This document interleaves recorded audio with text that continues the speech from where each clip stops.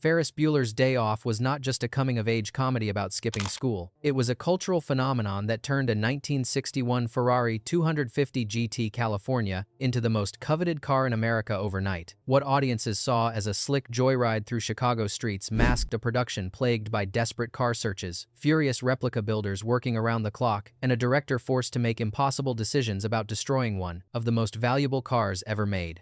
The gleaming red Ferrari that captivated millions was not even a Ferrari at all. Today, I am revealing 15 weird facts about Ferris Bueller's Ferrari that will completely change how you see this automotive icon. And stick around for our bonus fact, the jaw-dropping truth about that infamous destruction scene that the production team kept hidden for decades. Number 15. The real Ferrari was too expensive to even rent for the film. Less than 100 were made, Ferris explains in the movie. What he does not mention is just how astronomically valuable those cars really were. When production began in 1985, director John Hughes was not dealing with just any luxury vehicle, he was chasing the automotive equivalent of the Mona Lisa. The production team did not simply choose not to purchase a real Ferrari 250 GT California. They could not. Not with the film's modest $5.8 million budget. What audiences do not realize is that by 1985, authentic Ferrari 250 GT Californias were already changing hands for over $350,000, nearly 6% of the entire film's budget. Hughes approached several collectors about renting one for filming, but the owners refused to let their precious vehicles be driven at high speeds through Chicago, or heaven forbid be featured in the climactic destruction scene. One collector reportedly laughed for a full minute before hanging up the phone.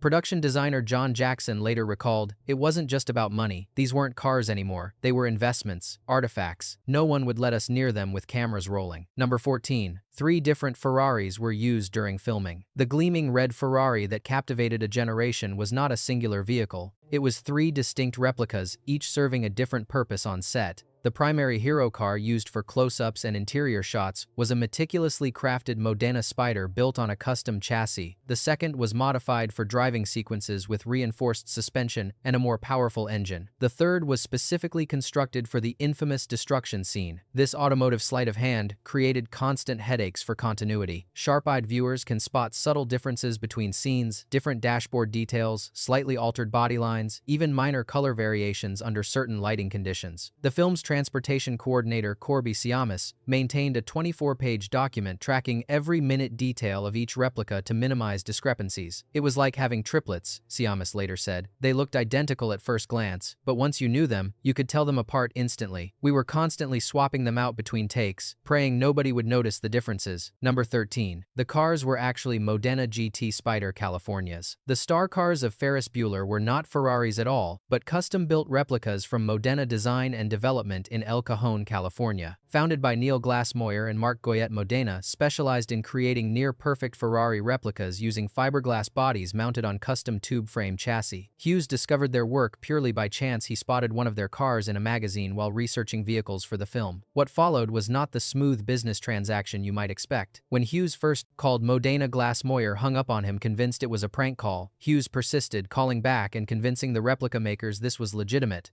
Once convinced, Modena had just 3 months to deliver 3 screen-ready vehicles. The workshop erupted into round-the-clock activity, with craftsmen sleeping on workshop couches and working in shifts to meet the deadline. "We didn't build those cars," Glassmoyer later recalled. "We survived them. 3 Ferrari replicas, 90 days, and a Hollywood deadline. It wasn't car building, it was automotive triage." Number 12. The parking garage attendants really did take the car for a joyride. That famous scene where the parking attendants take the Ferrari for an airborne joyride while Ferris and friends explore Chicago? It was not just movie magic, it was inspired by reality. During pre-production, Hughes parked a borrowed Porsche at a Chicago garage while scouting locations. When he returned, he noticed additional miles on the odometer and confronted the management. The attendants denied everything, but security camera footage revealed they had taken the car out for a spin. Rather than filing a complaint, Hughes scribbled notes for what would become one of the film's most memorable sequences. The actual stunt driving for this scene was performed by veteran driver Jim Bales, who executed the famous jump on Chicago's Randolph Street after city officials initially refused permission. The production team finally secured approval by agreeing to perform the stunt at 5 a.m. on a Sunday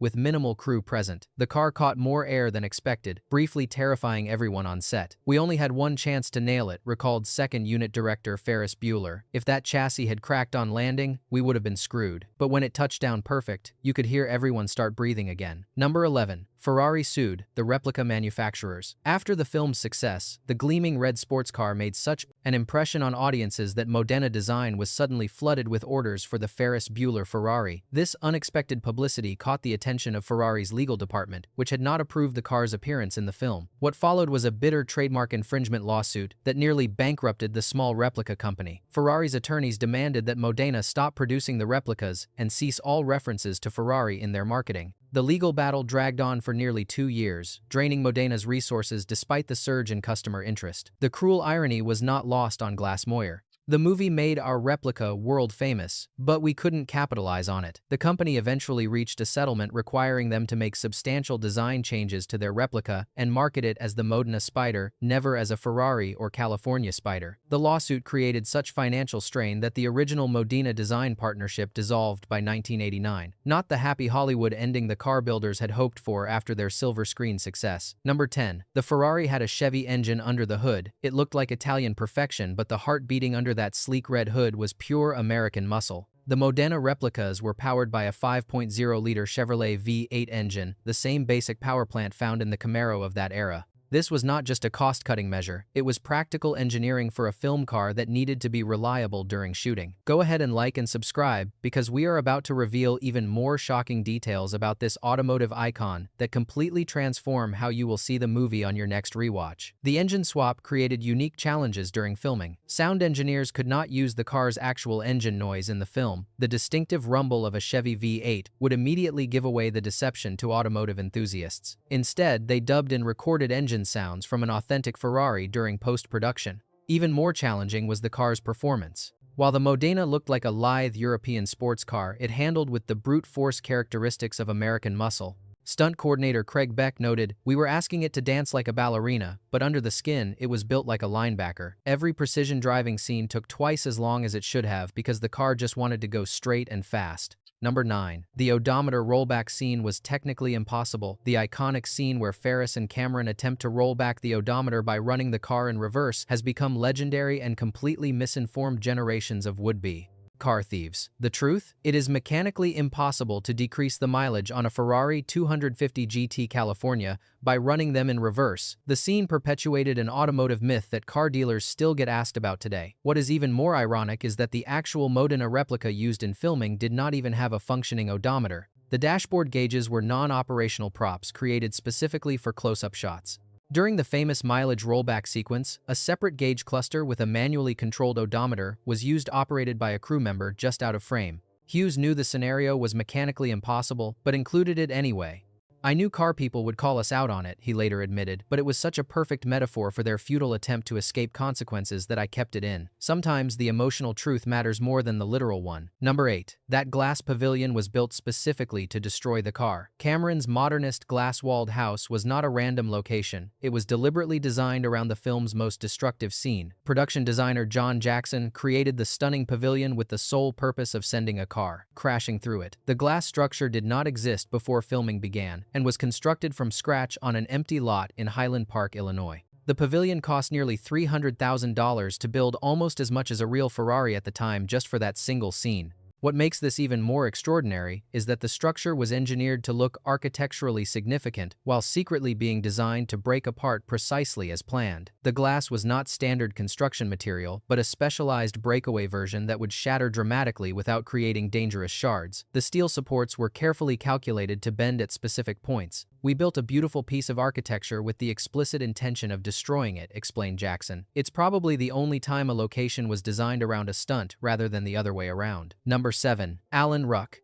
Cameron could not actually drive the car. In a delicious bit of reality mirroring fiction, Alan Ruck, who played the nervous, responsible Cameron, could not drive a manual transmission when filming began. Just like his character's reluctance to drive his father's precious Ferrari, Ruck was genuinely anxious about operating the valuable replica during production. The production team kept this quiet, arranging secret driving lessons for Ruck during pre-production. Despite these crash courses, his driving remained shaky throughout filming. For scenes requiring smooth operation of the vehicle, the car was often pulled by hidden cables or driven by a stunt driver carefully concealed from camera view. During the pivotal scene where Cameron finally takes the wheel, keen-eyed viewers might notice the car jerking slightly when he shifts gears that was not acting but Ruck's genuine struggle with the transmission. Matthew Broderick later revealed in interviews, "The irony wasn't lost on any of us. Alan was exactly as nervous about driving that car as Cameron was supposed to be. When you see his white-knuckle grip on the steering wheel, that's not acting, that's survival." Number 6. The dashboard kick that sends the car through the window was an accident. The climactic moment when Cameron's emotional breakdown leads to the Ferrari's destruction was not in the original script. Hughes had planned a lengthy dialogue scene where Cameron verbally confronts his absent father's materialism. During rehearsals, Alan Ruck was exploring his character's building rage and spontaneously kicked the car's dashboard harder than intended, causing unexpected damage to the replica. Rather than cutting, Hughes kept cameras rolling as Ruck's genuine shock and horror played across his face. Inspired by this unscripted moment, Hughes reimagined the entire sequence, incorporating the kick as the catalyst for the car's destruction.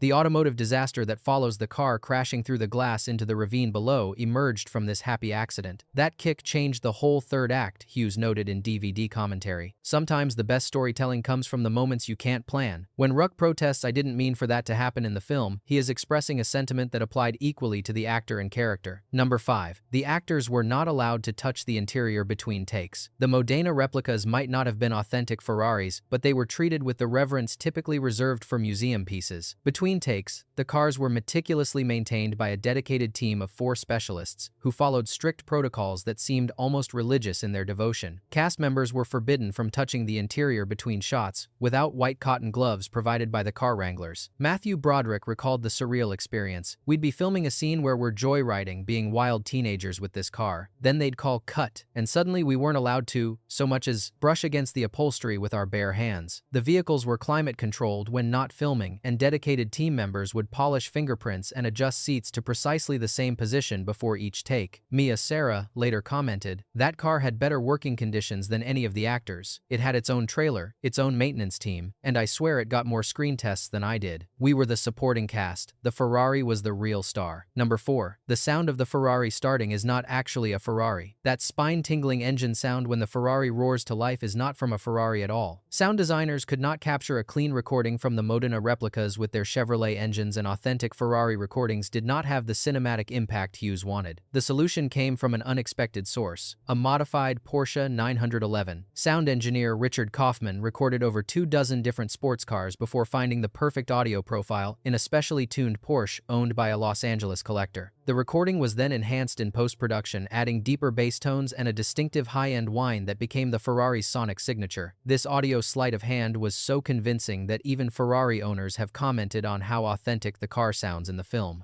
"We created a Ferrari that sounds better than an actual Ferrari," Kaufman noted in a later interview. "It's the idealized version of what people expect a Ferrari to sound like, which is different from reality. That's the magic of movies." Number 3. The destruction scene used a gutted shell, not a complete replica. The scene where the Ferrari crashes through the glass pavilion and plummets into the ravine below represents one of the most expensive car destruction sequences of the 1980s. However, the vehicle that took the fateful plunge was not one of the main Modena replicas but a hollow fiberglass shell, created specifically for destruction. This shell lacked an engine, transmission, or interior, essentially a Ferrari-shaped hollow prop weighing less than 300 pounds. Creating this destruction double cost, approximately $25,000, which seems substantial until compared with the $75,000 price tag of each fully functional Modena replica. The lightweight shell was necessary not just for budgetary reasons but for safety and practicality. A full-weight car would have been dangerous to drop, and might not have created the dramatic mid-air rotation that makes the scene so visually striking. Special effects coordinator John Fraser rigged the shell with small explosive charges to ensure pieces would dramatically separate during the fall. "We only had one shot at this," Fraser recalled. "If anything went wrong, if it didn't break right, if it didn't fall dramatically enough, we couldn't exactly run out and get another Ferrari to destroy." Number 2. The Ferrari became the most requested car at rental agencies after the film. The film's release in 1986 triggered an unprecedented phenomenon at luxury car rental agencies across America. Countless customers requesting the FERRIS Bueller Ferrari. The problem? No such rental car existed. The 250 GT California was far too rare and valuable to appear on any rental fleet, and the Modena replicas were not commercially available for rent. This did not stop enterprising rental companies from capitalizing on the trend. Several high-end agencies in Los Angeles and Miami purchased red Ferrari Testarossas and 308 GTSs, marketing them as the Ferris Ferrari experience, despite being entirely different models. One Chicago rental company went so far as to purchase a Modena replica, not got from the film for their fleet, charging $5,000 per day with a $50,000 security deposit. The car was booked solid for 6 months. Perhaps most tellingly about the film's cultural impact, rental agencies reported a 40% increase in damage and mileage discrepancies on red sports cars in the year following the film's release. The parking garage scene had apparently provided unfortunate inspiration to rental attendants nationwide. Number 1.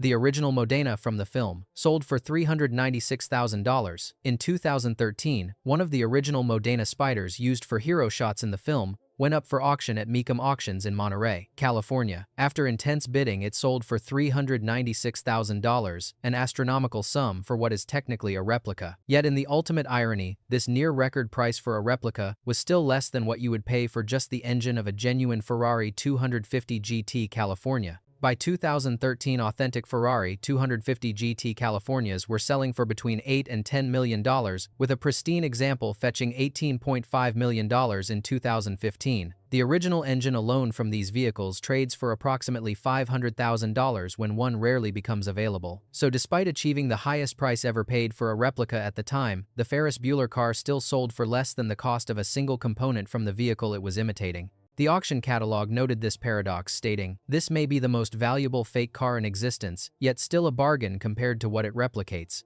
Broker Mark Hyman, who handled the sale, observed, "It's no longer the value of what it is, but the value of what it represents in our cultural memory. That's when you know a car has transcended from transportation to icon." Bonus fact: here's the twist nobody saw coming. While Ferrari's legal department was pursuing Modena design with trademark infringement suits, Ferrari's marketing department was privately celebrating the film's impact on their brand awareness in America. Internal Ferrari memos from 1987, only recently made public, reveal that the company tracked a 25% increase in showroom visits in the months following the film's release.